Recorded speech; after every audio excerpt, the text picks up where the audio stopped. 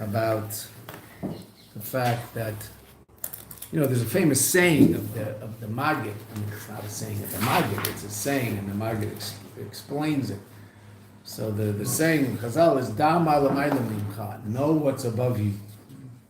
So the Maggid said, the Maggid is rich, the Baal Shem Tov Talmud, he was the Rebbe of the Alter Rebbe, said, Da, you should know, Masha l'mayla, that which is above, mimcha, comes from you. Meaning all of reality above ultimately depends on our Aveda. Now, generally what we mean is that the levels of godliness that are drawn down from above depend on what we're doing down here. That was the pshat until then. Now, but once you learn this, so the pshat is a whole different thing. That absolutely all reality above is simply in existence in order for what's supposed to go on down here to go on. So there are three different levels of Avos Hashem, therefore there are three different levels of godly light.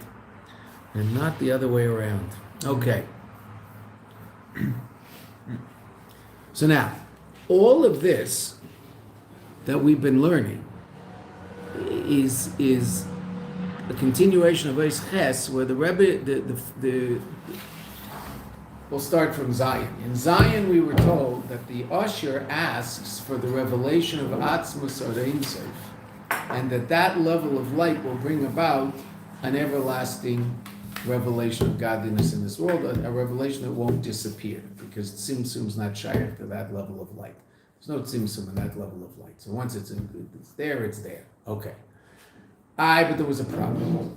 That was an imposition from above, and that was the answer to the question. That problem was the answer to our question as to why it's called Tefillah L'Moshe, because it has to come from below, and that's our Aveda from below, right? So that was Ois Zion. Then in Ois Chesed, the Rebbe said, and not only is there an advantage in the below by virtue of the fact that the Aveda comes from here, the light itself is affected positively by virtue of the fact that the Aveda comes from here.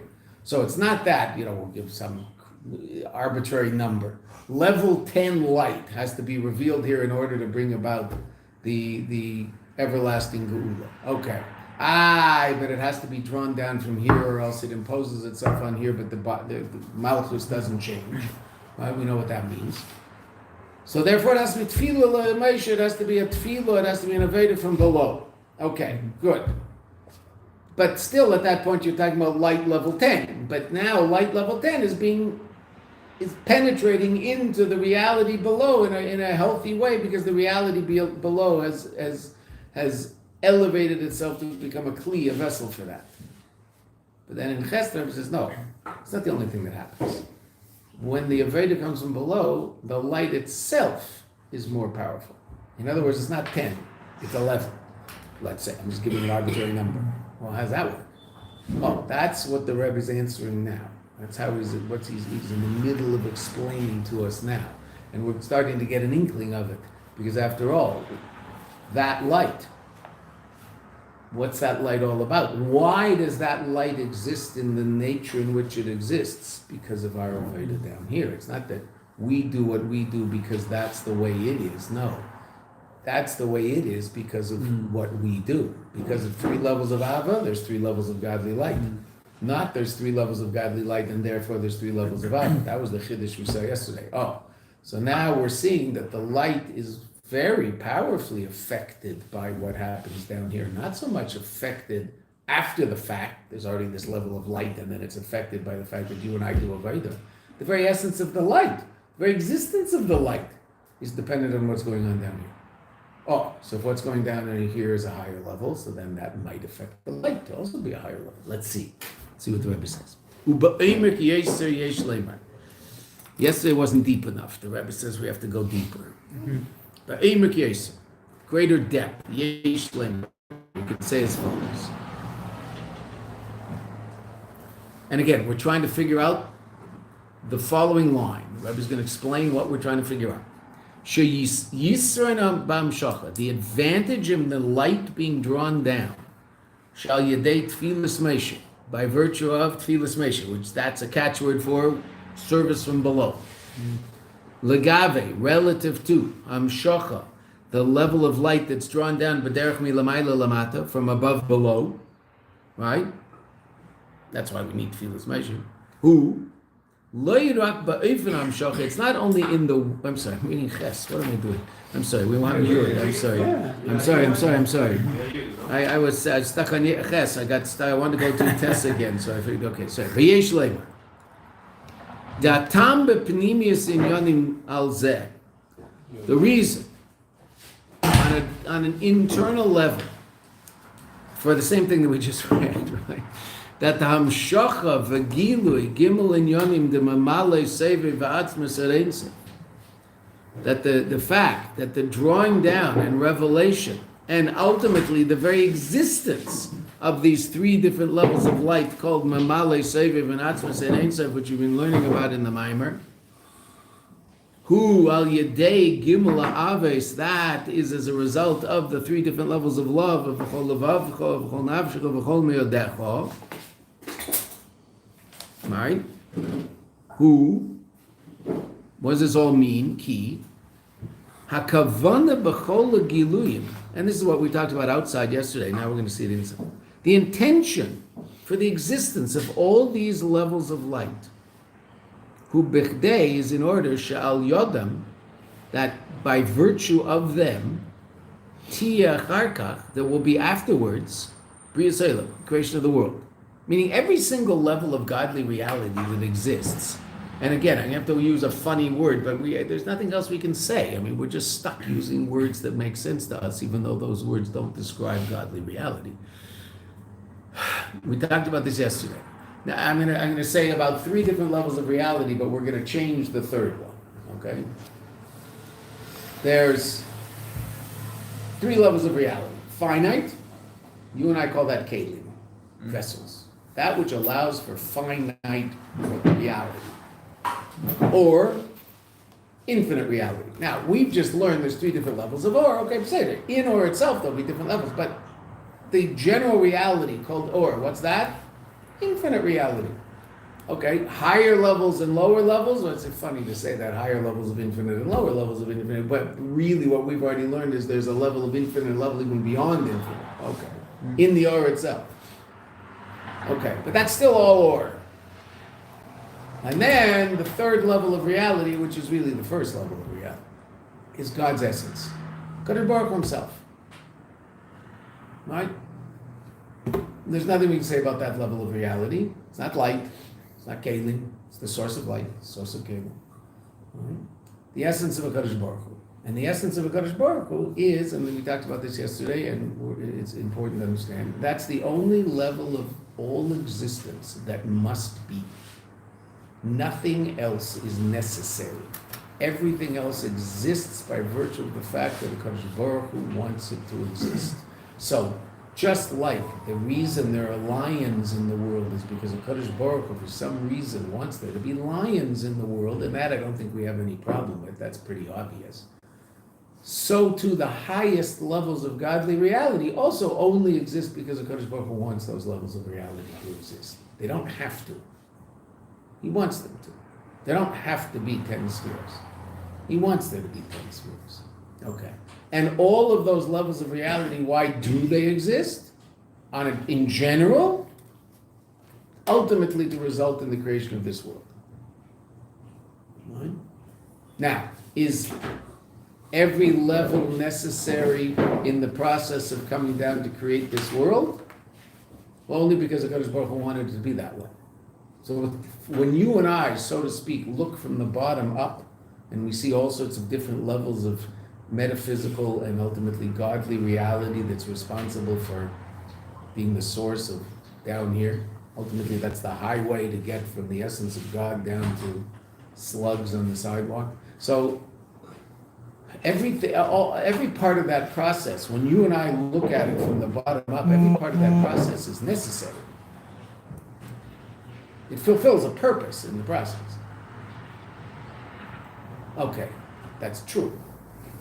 So Eilam Atzilus has a very important place in this whole process, and we can talk about it. Eilam Abriya has a very important place in this whole process, and we can talk about it. Okay, but is that, from a HaKadosh Baruch Hu's point of view, is that meaning in terms of absolute truth, is that step in the process absolutely necessary? No, it's there because God wants it to be. And if it weren't there, so it won't be there. Might the world look a little different? Yeah, it might. I don't know. The only place I've ever seen it in Chassidus, there's one place that I've seen it. I'm sure there are other places. I haven't seen everything.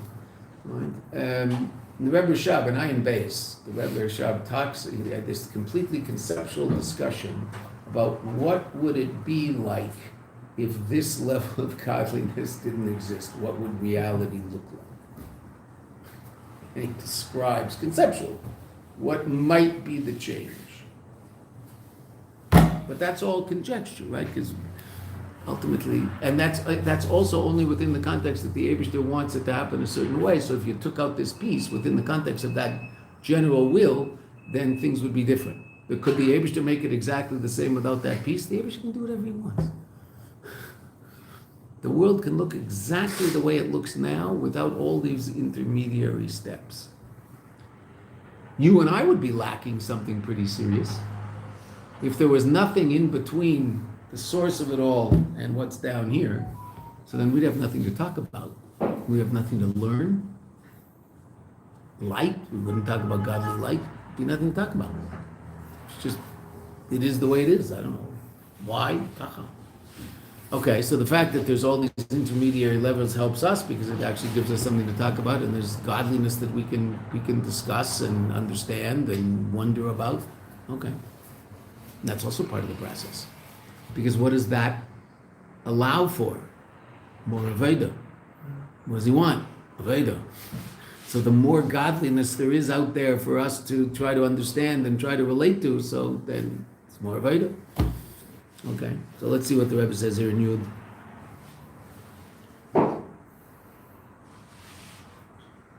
Ki hakavana b'chol hagiluyim.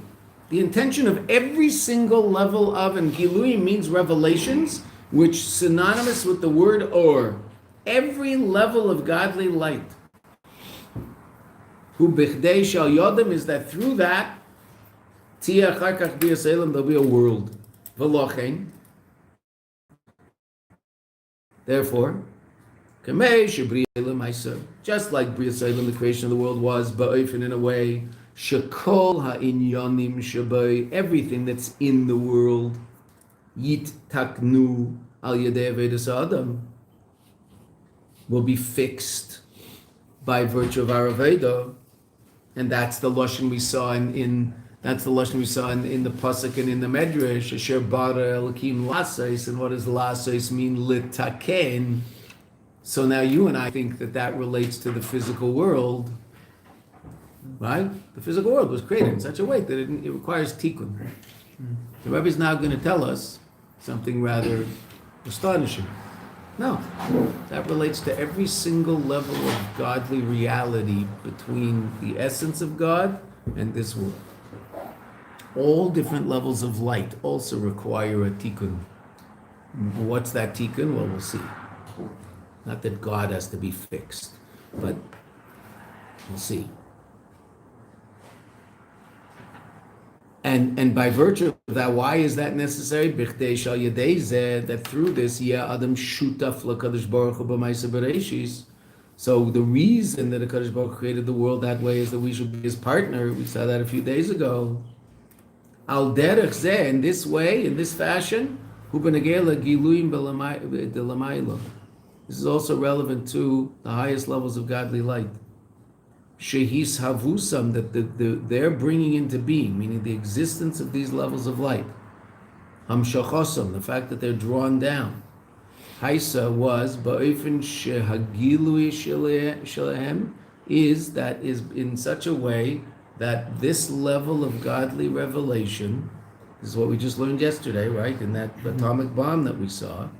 So that means, and if you look in footnote 64, Shua tikkun shalahem, their revelation is their tikkun, because what's a tikkun? They are able to express the purpose of their existence. So why do all these different levels of godly reality exist? In order to facilitate our avodah, in order to facilitate you and I down here doing what it is that we do. and they actually mirror what you and I do. But what's the source of it? You and I. The Ayurveda, that's what we learned yesterday. That was the atomic bomb the Rebbe taught us yesterday. Avedis Adam, where's it sourced, so to speak? In that level we just called Atzmus, the essence of God. Higher than those levels of light. So the three Avas are the source of three levels of light, not the other way around. Rebbe is saying something here that's just absolutely wild. Their existence is in such a way that their gilui, their revelation, will be al yedei avodas adam.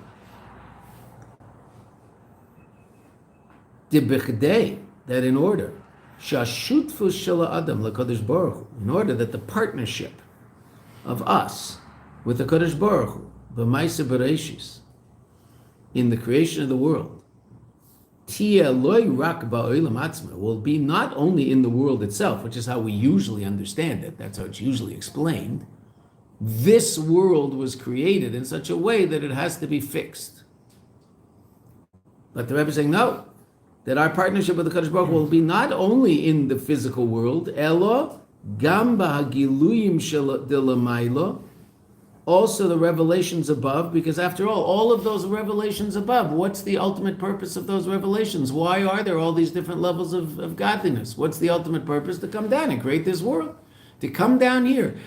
There are parts of them that are so transcendent of this world that they really seem to have nothing to, they certainly have nothing directly to do with the creation of the world. There's no doubt about it. That's true.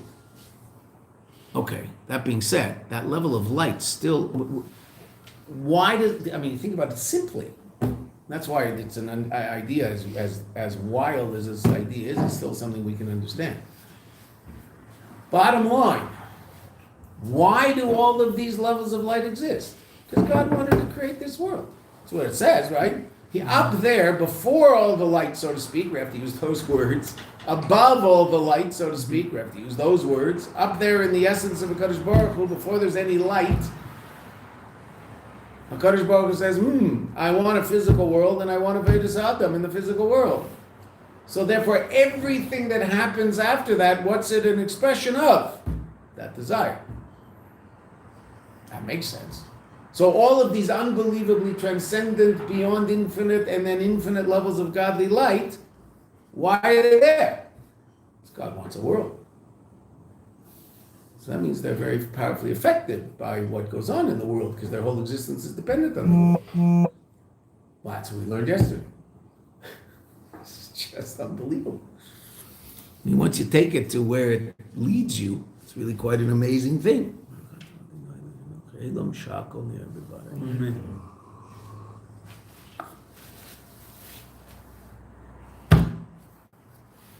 None of us would ever say this. But the Rebbe could say it. And then you and I can learn it. Which is very exciting. So then our shutfus isn't just in the world itself, but in all of those incredible levels of godly reality that exist in order to ultimately get to the world. The cave and she'ikra Vedas Adam. And since the essential Aveda of a person, who avas Hashem, the most basic Aveda that we're all striving for is called to love God. It doesn't mean there aren't other things that we have to do, but that's the most basic. As Chazal say, and this is the second time we've quoted exactly the same Chazal, the leis pulchana kepulchana de rechimusa, the Zohar, there is no service like the service of love. The Eibshter wants us to serve him because we love him, not because we're afraid of him. Remember once speaking in a Sem, there were 200 girls there. Because there were 100 Americans and maybe even more. It was more than 100 Indians. There were a bunch of Americans and a bunch of Israelis in a Sem. And it was relatively early in the year. And the director of the Sem got up to speak and everybody was quiet. Like, I was quiet. And I was very impressed. Because he got them all quiet, like, very quickly. There wasn't a peep in the room when he said what he wanted to say. He was talking, he wasn't saying, when he said Torah at lunch, same thing. but he was just making some announcements. Absolute quiet. Now, getting a couple hundred people quiet is hard. Right? Quiet. So afterwards, I was walking away. I said, "That's amazing. It's only Elul. It was 2 weeks, 3 weeks into the year, and they're all quiet. That's pretty impressive." He said an interesting line. He said, "Yes, but what bothers me is it's from Yira."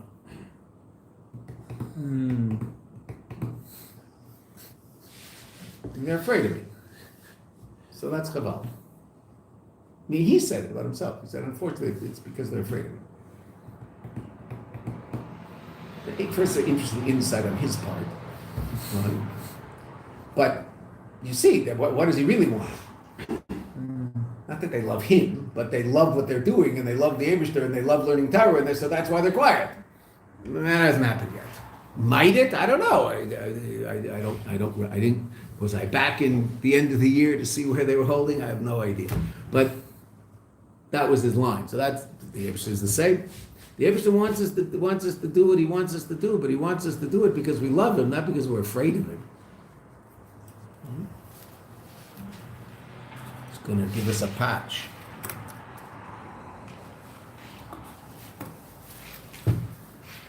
If that's the best we can do, that's infinitely better than not doing it. Right? Because if you're taking medicine, you're eating healthy food. You don't have to be negative about it. You're eating healthy food because you're afraid to be unhealthy. Okay, well, at least you're eating healthy food. Better to eat healthy food because you want to feel good, as opposed to afraid of feeling. Okay, but at least you're eating healthy food. Okay. So the Shutfus, the Rebbe says, this partnership that we have with the Kadosh Baruch Hu extends to every single level of reality that exists outside of the one level of reality that has to, and therefore is completely and totally beyond us and has nothing to do with us. And what's that? The essence of God. Every other level of reality, the highest levels of godly light that we discuss in Chassidus, and you'll be talking about things I remember once learning with Rabbi Mas, Rabbi Mas used to be what Rabbi Levinger is now, right? Rabbi Mas for many years was the sort of the general minal of the yeshiva, and he and I used to learn Chassidus together in the morning. There was a year where I wasn't teaching a Chassidus year, and he and I were learning, and we were learning Ayin Beis, and there's some points there that are just, you're talking about levels of godliness that are just so conceptual that you just have nothing to hold on to. And at a certain point we were learning and we both burst out laughing together. So I looked up at him and he said to me, "What are we talking about here? Like, what's really going on? We got the equation, but where are we? Like, where is this?" Some completely lofty level of godly reality that the Rebbe Rashab is describing. Okay. And it was just so, the word in Hebrew is mufshat, completely separate from any reality that we would have any connection to whatsoever. Can't even bring a mushal in physical reality for that level. You have to use Chassidic terminology to explain how this fits. Okay, fine. That level of reality, why does it exist? So that you and I can put on tefillin. So that you and I can say Kriya Shema. We're partners in the bringing into being of that level of godly reality, because that level of godly reality doesn't have to exist. The Eibishter wants it to exist. Why does the Eibishter want it to exist? It's part of this whole reality, ultimately resulting in the creation of this world, so you and I can put on tefillin and say Kriya Shema. That's wild. That is just unbelievable. So we're partners in the Eibishter, the creation of that too. Creation. It's not creation. The bringing into being of that. And since the Aveda of the Arikar Aveda is love, after the word kanal in parentheses, kanal means kanisker le'il, as was mentioned above. Lochein, therefore, hagilui de gimel madregas anal. The revelation of these three different levels, Hanal, that were mentioned above, which levels? The Rebbe parenthetically tells us Shebehem nichlalim kol inyanim d'lamayla, that in those three levels are included all reality above, meaning the three different levels of light, mamale, sevev, and atzmus or ein sof, which we know now, right? That's part of our head. That's in our head. That's the bounce. That should be bouncing around in our head now. It's not something foreign. That's an idea that we know about. That the revelation of those three levels of light, hu al yedei gimel ha'avis, is dependent upon and as a result of the three different levels of love, the b'chol levavcho, b'chol nafsho, b'chol me'atach, like we saw yesterday.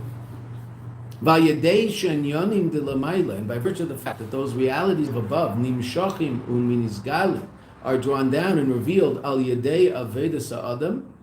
Now the Rebbe is going to answer our question.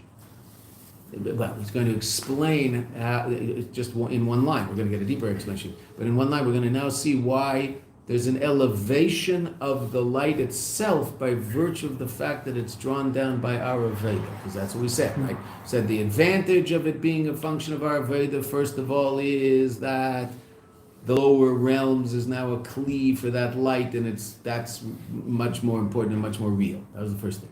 Then the second thing the Rebbe started saying in Ches was, but the light itself is affected positively. Even the Hamshach is a greater Hamshach.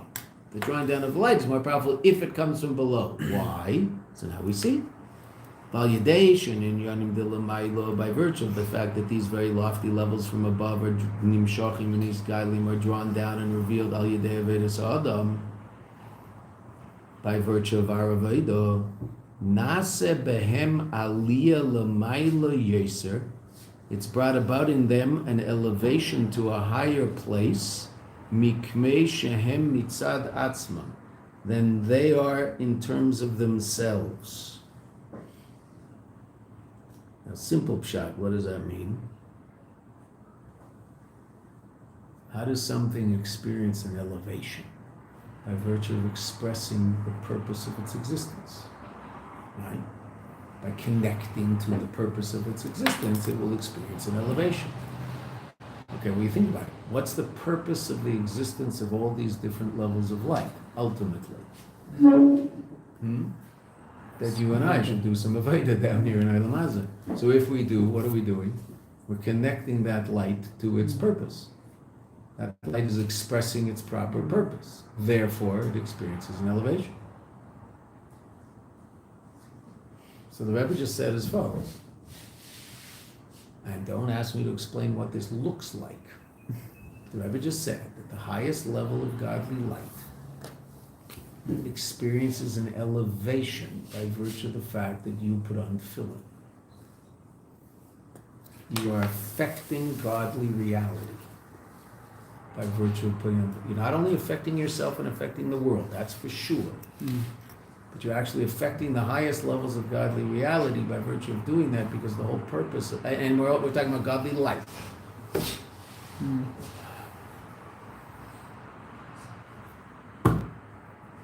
It's quite an astounding thing. And so that's the so-called tikkun, the fixing that you do by virtue of doing a mitzvah down here. You're not fixing it because it's not broken. But what are you doing? You're elevating it. Why? Because what are you doing?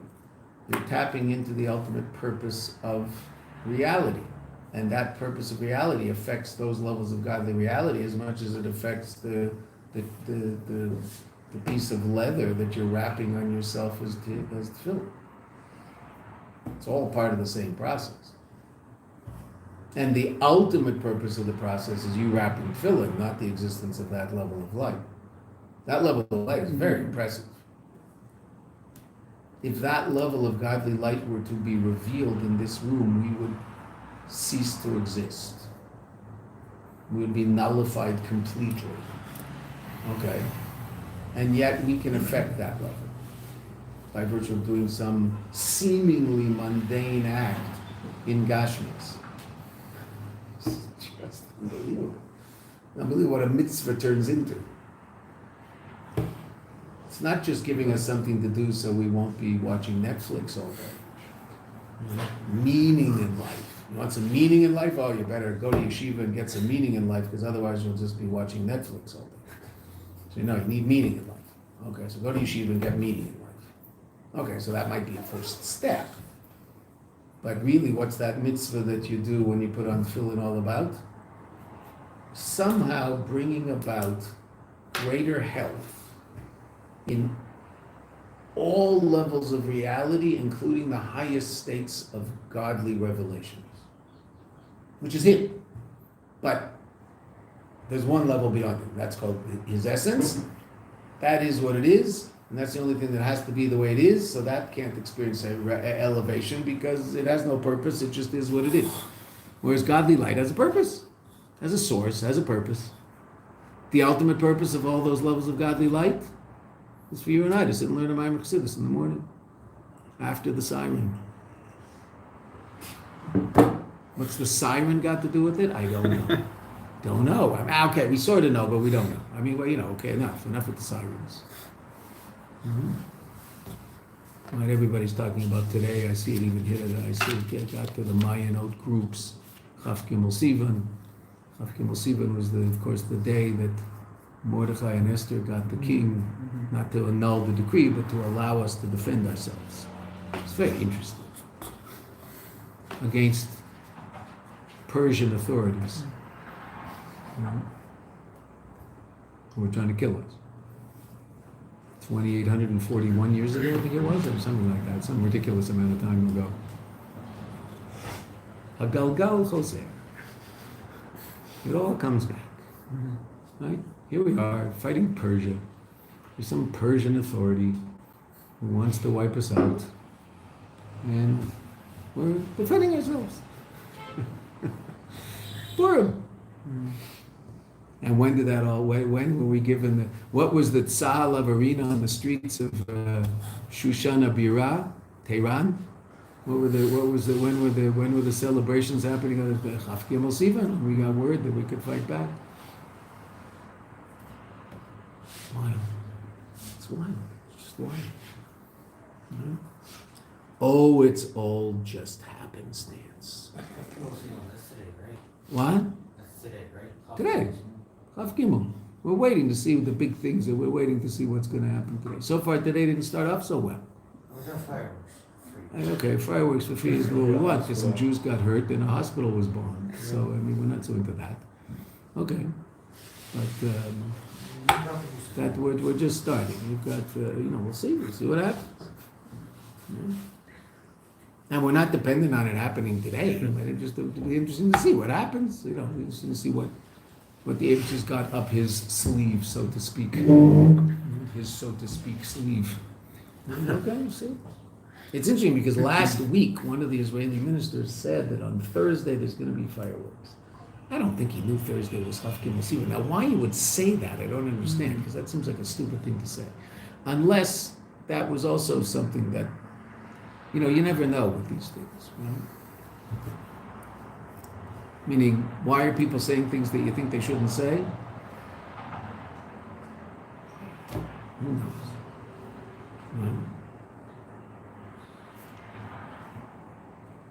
Okay.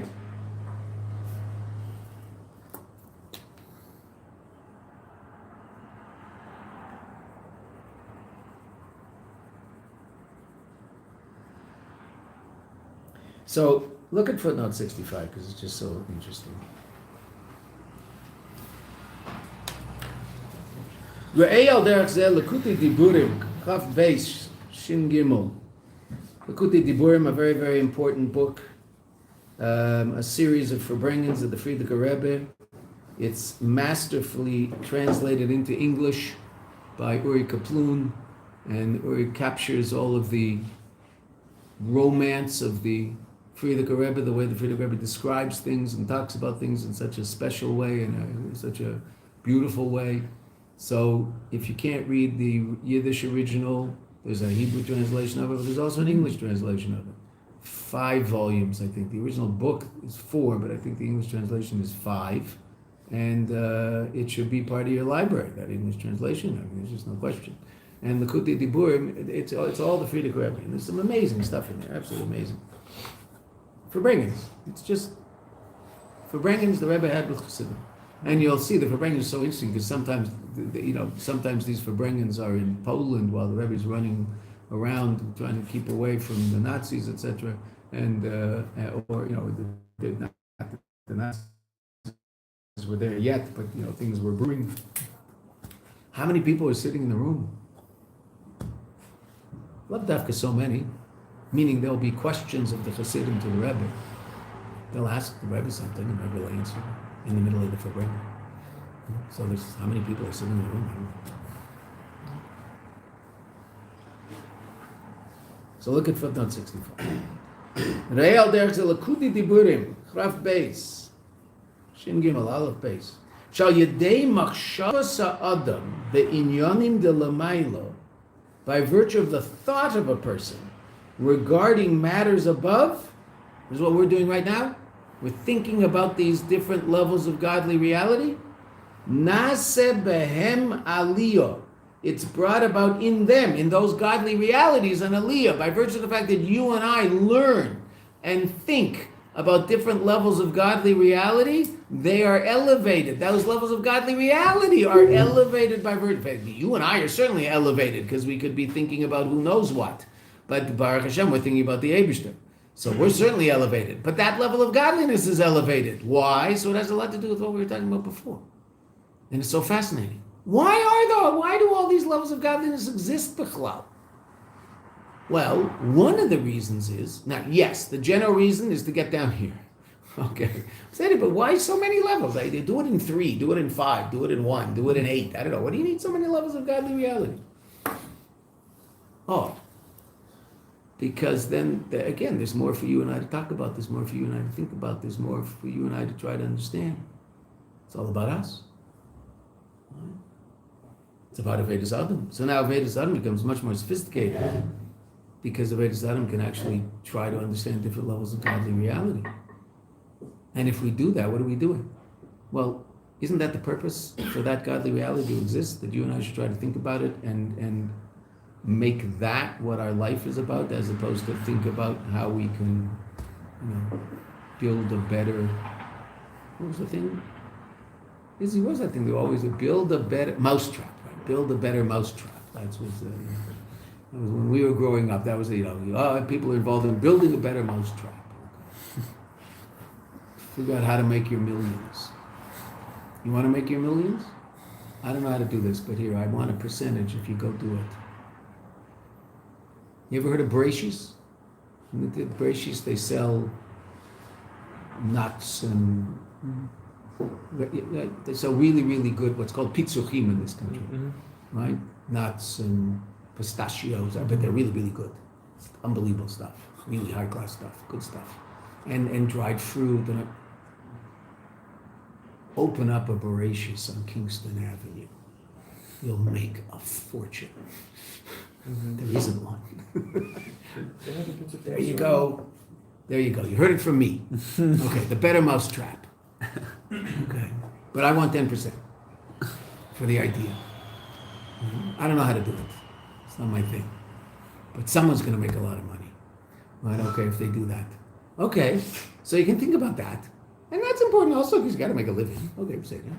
You also think about 3 different levels of godly light.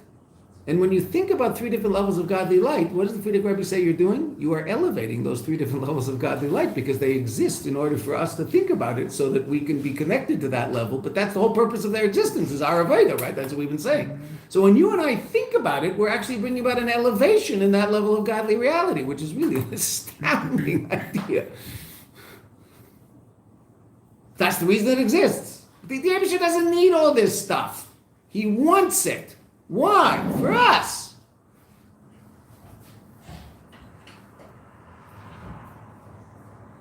Wow. Brought about an aliyah.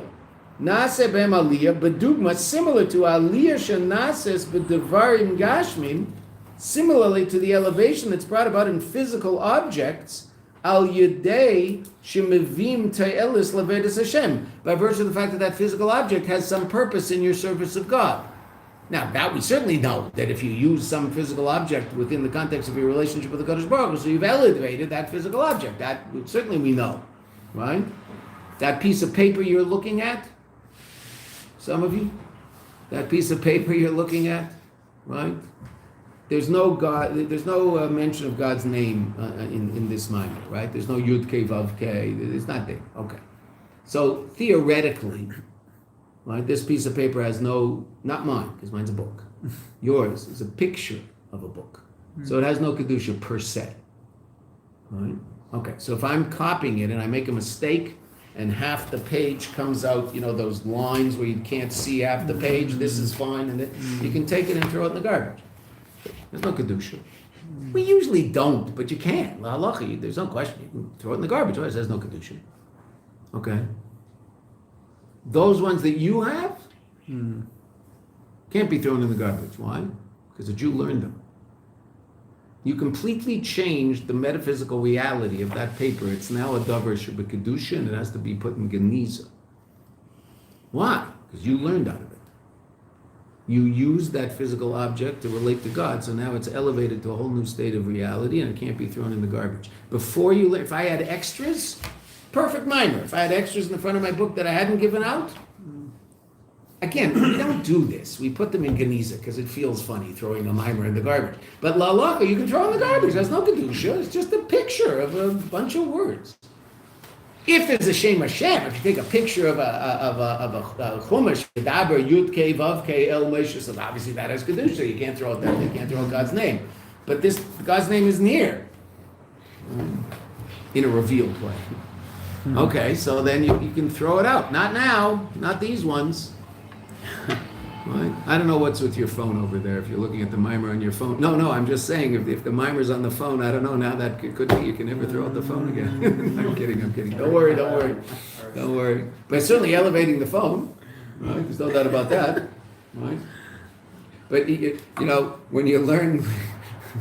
When you learn a mimer on a phone, there's all those things in the background, right, that we often forget to get rid of, and our phone starts slow, and then we press those little lines, and right, get rid of all that stuff, right, so that it's not behind your mimer. All that, like yesterday's news, gotta get out, get just the mimer there, right? Otherwise, All background apps. Right, the background apps, right? It's like having your Chassidus open beneath your Gemara. Right. Okay. Let's just finish this and we'll stop. There's a footnote. The footnote 65. So just like you elevate physical reality by virtue of the fact that you use it for Avodah, so the Friedrich Rebbe says you elevate godly reality by virtue of thinking about it. Wow. Because again, and it's all part of the same picture. Why do all those levels of godly reality exist? They just wanted them to. Why do you want them to? So you know you should think about it. So you'll know what to do. We can forbring about it. Wow.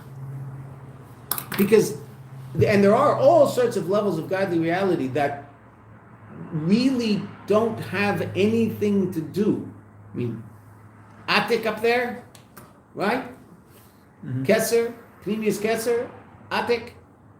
What does Atik mean? Uprooted. What's it uprooted from? The world. It has nothing to do with the world.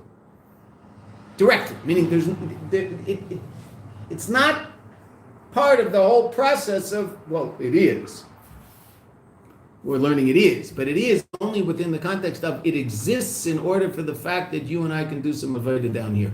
But it's true, it has no direct bearing on what goes on in the world. Ad kedei kach that about that level of elokus, Chazal say, Ma ich beslei la Kadosh Baruch Hu. What does the Kadosh Baruch Hu care if you shecht from the front of the neck or the back of the neck? What do you mean, what was the Kadosh Baruch Hu? He told me to shecht from the front of the neck, not the back of the neck. That level of elokus. What does it care? Why? Because in that level of elokus, there's no front, there's no back. It's completely beyond that whole reality. So what does front and back mean? Ma ich beslei. What a line, right? Ma ich beslei, right? That's what kids say to their parents. Oh, ich beslei. I don't care. So Kadosh Baruch Hu says, I don't care. You don't care. And it says, Lei nitnu at the end of the Maimer Chazal, Lei nitnu mitzvahs el letzarfim sabriyas. Mitzvahs were given to make us, to elevate us. Wow. So there's a level that's completely beyond anything we know. Okay, but that level also ultimately only exists to get down here, but it exists in order that you and I should know there's such a level and appreciate it and think about it and forbring about it, and that way we elevate that level also, because its whole purpose of existence is that you and I should learn about it in Chassidus.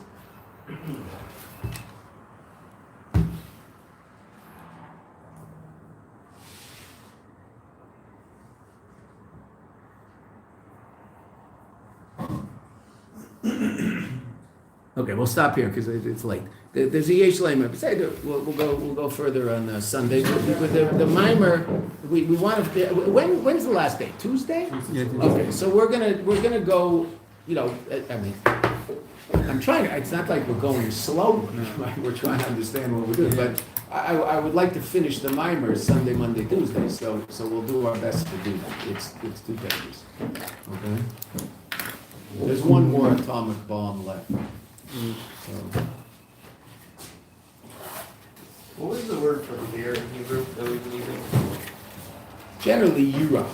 Yura? Yeah, but it's not really. It's a bad translation. The translation of fear is a bad translation because really it means awe. Because it comes from it has the same letters as the word re'iyah, to see.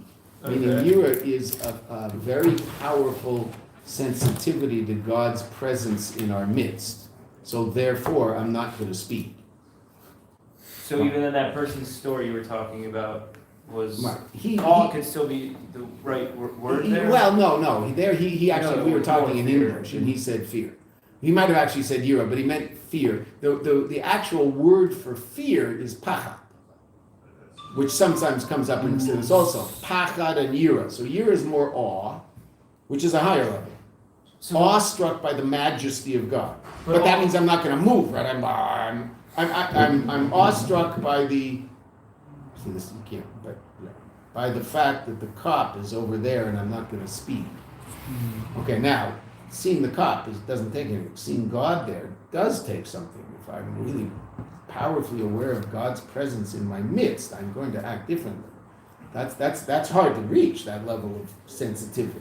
Okay, so that's the lower level of yira. So when you said that our service shouldn't be out of fear, it should be out of love, would you say that it should be out of love and awe and not fear, or how do you make that Okay, so translation? the highest. That's what I'm trying to Okay, I get it. So let's use the word fear. Okay. Because there's something called yiratata, lower level awe, which is the fear of punishment. Okay. Now that means that's a pretty serious level of sensitivity to God's presence in my midst, right? That I'm aware of His presence and I'm aware of the fact that everything I do is part of my relationship with Him, but I haven't reached the level where I love Him. I'm just aware of that, and therefore I'm going to watch what I do. I'm going to watch my step. Okay. That's still a level. Meaning below that, there's nothing. Yeah. That's what most of us are holding, below that. Because I'm not always aware of that. I'm not always sensitive to that. Okay, but that's the first level of sensitivity. Beyond that will be love. Right? Beyond that will be a higher level of love. The highest level is what's called yira ilah, upper level fear. But it's not fear, that's awe. Completely awestruck by the majesty of HaKadosh Baruch Hu. And so even my adherence to negative commandments, so to speak, will be an expression of a very, very powerful love, ultimately. But meaning, why don't I? My wife says, please don't turn on the radio. I have a headache. Radio. Please don't turn on whatever, because I have a headache. Okay, why don't I turn it on? Because I'm going to get a pan over the head if I do? No. Right? Why don't I turn it on? Because I'm so powerfully involved in a relationship with her. I don't want to do something again that will harm that relationship. Oh, that's the highest level. That's the highest level. That's the highest level of you. Which is love and awe is up here, and fear is still lower. So it's really fear, love, fear. But again, fear is just a bad but awe translation. would be Yeah, awe is a much better translation. So awe is above love in a sense. Right. Now, but what does awe? Awe causes you to move back a little bit. You ever been to Niagara Falls? Nah. Okay. But yeah. Okay. So now you're walking towards Niagara Falls. is pretty powerful, right? I mean, it's pretty powerful. You're walking towards Niagara Falls. As you're walking, I thought you have to, enter you pay to get in. No, it's just on the street. You're walking along the street. It's better on the Canadian side. You're walking along the street in Niagara, Canada, right? And there's a hotel over there, and there's some shops, and all sorts of people trying to take your money. Fine. So you're walking along, and you're starting to get the mist. Starting to get wet. I mean, not wet, but there's mist. Yeah. You keep walking. You get past the mist because the mist is over there, so to speak. You keep walking. You get closer and closer to the falls. You are as far as I am from you, from the water, when you are right next to it. And it's so interesting. You're drawn towards it the whole way. You get there, everybody's doing the same. You're holding on to the railing, full arm's length. Why? Because, whoa, this is too much. I can't come closer to this. That's the mushal for the awe. It's not bringing me closer anymore. I was bringing me closer. And then at a certain point I go, whoa, that's the highest level. Not that I'm not close and don't want to be, but wow. It really is interesting by Niagara Falls. You see everybody standing. Yeah, you're making me want to go. Everybody standing at arm's length. It's so powerful. You watch the water, you go, whoa, you see yourself in the water. You're like a twig. It would just break you into pieces. It's frightening how powerful it is. It's a very, very powerful experience. It's just, whoa, look at that. Yeah. And you're right, next you can it's like you can reach out and touch it almost. Not good. There's a little bit of rocks and moss before it. So if you went over the thing, theoretically you wouldn't die right away. But you'd probably slip on that and you're gone. Wow. So and parents are holding on to their kids' hands. They're breaking their hands as they're holding on to them, right? That they shouldn't. Where are you from in America, Gordon? Florida. Oh, okay. One day, make it your business. How far is it if I'm in New York City? Drive up there? Oh, it's a long way. It's an 8-hour drive. Okay. But it's on the Canadian border. Toronto, yeah. It's Buffalo. It's 90 miles from Toronto. It's 10 miles from Buffalo. Wow, okay. Okay, wait, so awe is like a positive love, can we say? It's the highest level? Well, it's ultimately, it's even beyond love. Beyond. Right? Because the highest level.